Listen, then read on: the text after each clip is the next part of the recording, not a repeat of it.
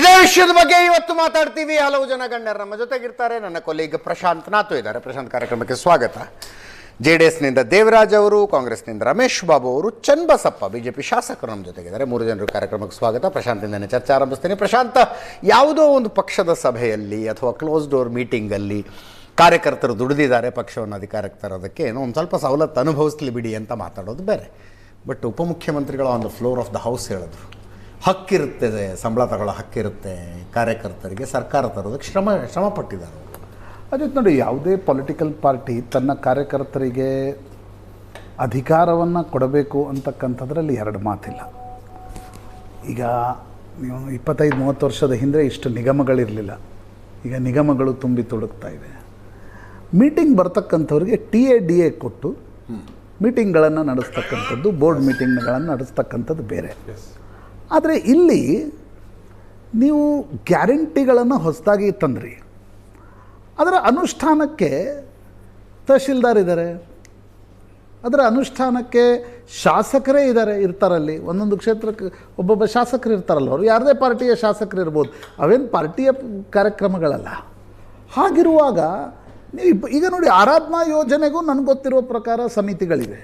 ಆಶ್ರಯ ಯೋಜನೆಗೂ, ಅಂದರೆ ಬಂಗಾರಪ್ಪನವ್ರ ಕಾಲದ 2 ಯೋಜನೆಗಳು ಇವತ್ತಿಗೂ ನಿಮ್ಗೆ ಸಮಿತಿಗಳಿವೆ. ಅದು ಆರಾಧನಾದ ಸಮಿತಿ ನಾನು ನೋಡಿದ್ದೀನಿ, ಅಂದರೆ ದೇವಸ್ಥಾನಕ್ಕೆ ಸಂಬಂಧಪಟ್ಟದ್ದು, ಅದು TADA ಇರುತ್ತೆ.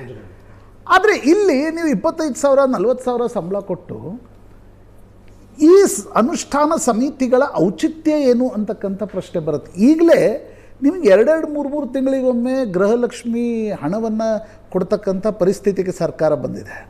ನಿನ್ನೆ ಅಷ್ಟೇ ರೇವಂತ್ ರೆಡ್ಡಿ ಅವರು ಹೇಳಿದರೆ, ಇಲ್ಲ ನಮಗೆ ಕ್ಯಾಪಿಟಲ್ ಎಕ್ಸ್ಪೆಂಡಿಚರೇ ಮಾಡಲಿಕ್ಕೆ ನಮ್ಮ ಬಳಿ ಹಣ ಇಲ್ಲ ಅಂತಕ್ಕಂಥದ್ದು.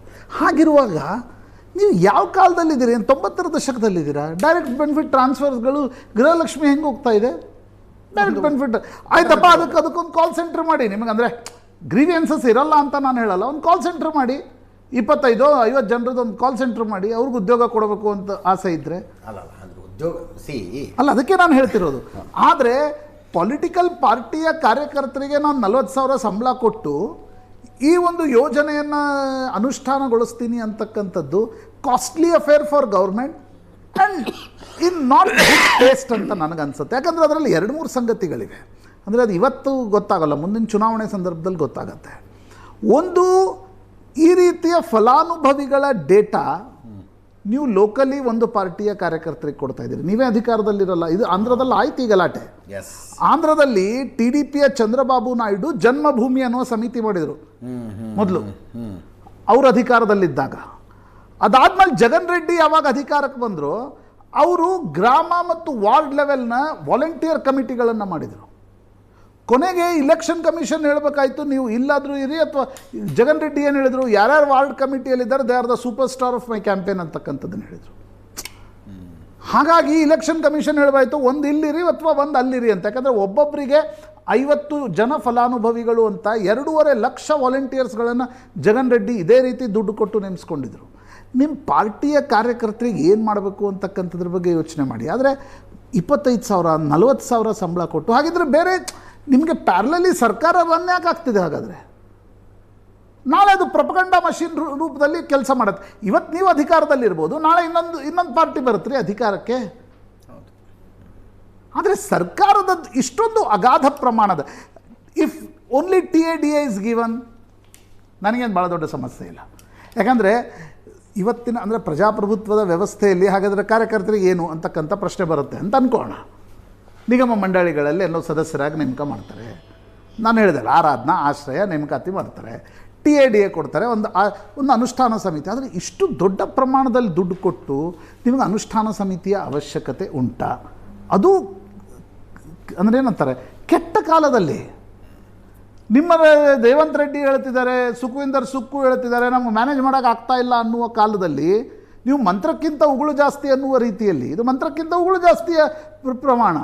ನನಗೆ DK ಶಿವಕುಮಾರ್ ಅವ್ರದ್ದು ಇಡೀ ಭಾಷಣದಲ್ಲಿ ಇಷ್ಟ ಆಗಿತ್ತು ಅಂದರೆ DVG ಅವ್ರದ್ದೊಂದು ಕಗ್ಗ ಹೇಳಿದರು, ಎದ್ದೆದ್ದು ಬೀಳುತ್ತಿಹೆ ಗುದ್ದ. ಅಡ್ಡಿಲ್ಲ, ನನಗೆ ಒಬ್ಬ ರಾಜಕಾರಣಿ ಯಾವತ್ತಾದರೂ ಕಗ್ಗಗಳನ್ನು ಕವನಗಳನ್ನು ಹೇಳಿದರೆ ಖುಷಿ ಆಗತ್ತೆ. ಮೊನ್ನೆ ಸಿದ್ದರಾಮಯ್ಯನವರು ಕುವೆಂಪು ಅವರ ಕವನ ಹೇಳಿದರು, ಎದ್ದೆದ್ದು ಬೀಳುತ್ತಿಹೆ ಗುದ್ದಾಡಿ ಸೋಲುತ್ತಿಹೆ,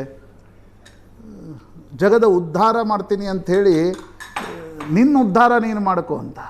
ಅಂದರೆ ಇಲ್ಲಿ ನನಗನ್ಸುತ್ತೆ ಡಿ ಕೆ ಶಿವಕುಮಾರ್ ಅವ್ರು ಕೇಳ್ಕೊಳ್ಬೇಕಾಗಿರ್ತಕ್ಕಂಥ ಪ್ರಶ್ನೆ ಇದಿದೆ, ಎದ್ದೆದ್ದು ಬೀಳುತ್ತೀಯೇ, ಗುದ್ದಾಡಿ ಸೋಲುತ್ತೀಯೇ, ಗದ್ದಲವ ತುಂಬಿ ಪ್ರಸಿದ್ಧನಾಗುತ್ತೀಯೇ.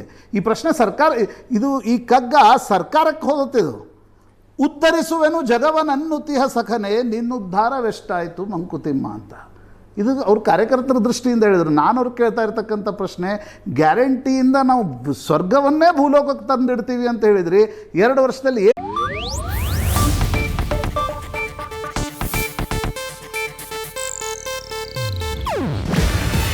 ಇದು ಏಷ್ಯಾನೆಟ್ ನ್ಯೂಸ್ ನೆಟ್ವರ್ಕ್ ಪ್ರಸ್ತುತಿ. ನೀವು ನೋಡ್ತಿದ್ದೀರಾ ಏಷ್ಯಾನೆಟ್ ಸುವರ್ಣ ನ್ಯೂಸ್.